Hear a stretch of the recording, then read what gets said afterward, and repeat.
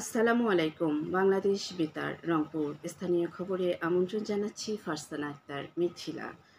দেশের সব শিক্ষা প্রতিষ্ঠানে ২৫শে মার্চ গণহত্যা দিবস পালন ও ২৬শে মার্চ স্বাধীনতা ও জাতীয় দিবস উদযাপনে নতুন করে নির্দেশনা দিয়েছে মাধ্যমিক ও উচ্চ শিক্ষা অধিদপ্তর মাউসি। এ সংক্রান্ত এক বিজ্ঞপ্তিতে বলা হয়েছে, ২৫শে মার্চ গণহত্যা দিবস পালন উপলক্ষে সুবিধাজনক সময়ে স্কুল ও কলেজ সহ সকল শিক্ষা প্রতিষ্ঠানে বিশিষ্ট ব্যক্তি বা বীর মুক্তিযোদ্ধাদের সমন্বয়ে গণহত্যা ও মহান মুক্তিযুদ্ধ সম্পর্কে স্মৃতিচারণা ও আলোচনা সভার আয়োজন করতে হবে। এছাড়াও ২৬শে মার্চ স্বাধীনতা ও জাতীয় দিবস উদযাপনের নতুন নির্দেশনায় সব বিভাগ, জেলা ও উপজেলায় সকাল ৯টায় জাতীয় পতাকা উত্তোলন, জাতীয় সঙ্গীত পরিবেশন এবং শিক্ষা প্রতিষ্ঠানের ছাত্রছাত্রীদের সমাবেশ ও কুচকাওয়াজের আয়োজন করা হবে। মাধ্যমিক ও উচ্চশিক্ষা অধিদপ্তরের সহকারী পরিচালক মোহাম্মদ খালিদ হোসেন স্বাক্ষরিত এক বিজ্ঞপ্তিতে এ তথ্য জানানো হয়েছে।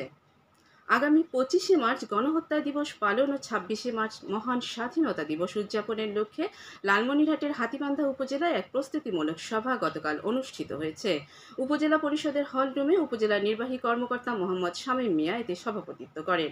দিবসটির যথাযোগ্য মর্যাদায় উদযাপনে কেন্দ্রীয় কর্মসূচির সাথে মিল রেখে বিভিন্ন কর্মসূচি গ্রহণ করা হয়। পরে একই স্থানে উপজেলা আইন শৃঙ্খলা কমিটির মাসিক সভা ও উপজেলা পরিষদের মাসিক সমন্বয় সভা অনুষ্ঠিত হয়। সভায় রমজানের দ্রব্যমূল্য স্থিতিশীল রাখতে নিয়মিত বাজার মনিটরিংয়ের উপর জোর দেওয়া হয়। এছাড়াও সীমান্তবর্তী উপজেলা হওয়ায় মাদকের বিরুদ্ধে জিরো টলারেন্স নীতি অনুসরণ করে বিজিবিকে পরামর্শ প্রদান করা হয়। নিরাপদ অভিবাসন ও দক্ষতা উন্নয়ন শীর্ষক এক সেমিনার গতকাল গাইবান্ধা জেলা প্রশাসকের সম্মেলন কক্ষে অনুষ্ঠিত হয়।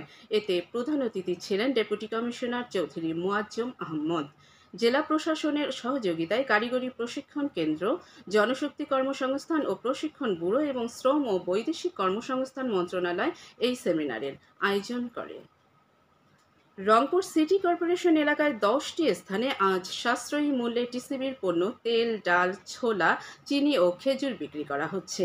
কর্মসূচির আওতায় লোহার ব্রিজ সংলগ্ন এলাকা, ডিসি অফিস ও প্রেস ক্লাবের সামনে, নূরপুর সরকারি প্রাথমিক বিদ্যালয় মাঠ, মাহবুব নুরানী হাফিজিয়া মাদ্রাসা, ব্যাংকের মোড়, মেডিকেল পূর্ব গেইট, পার্কের মোড়, জেলা পরিষদের সামনে এবং হাজী ইমারত আলী সরকারি প্রাথমিক বিদ্যালয় প্রাঙ্গণে এসব পণ্য বিক্রি করা হচ্ছে।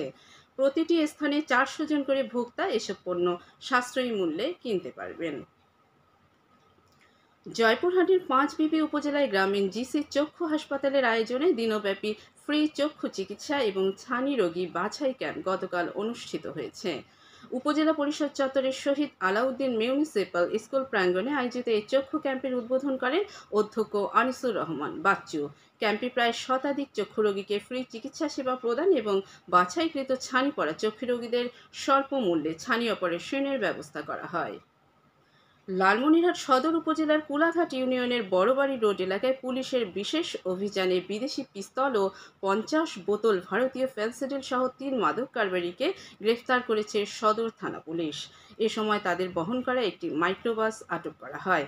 এ ব্যাপারে অবৈধ অস্ত্র রাখা ও মাদক আইনে তাদের বিরুদ্ধে থানায় পৃথক ২টি মামলা দায়ের করা হয়েছে। রংপুর হাইওয়ে পুলিশ তারাগঞ্জ থানার উদ্যোগে গতকাল মহাসড়কে এক মোবাইল কোর্ট পরিচালনা করেছে।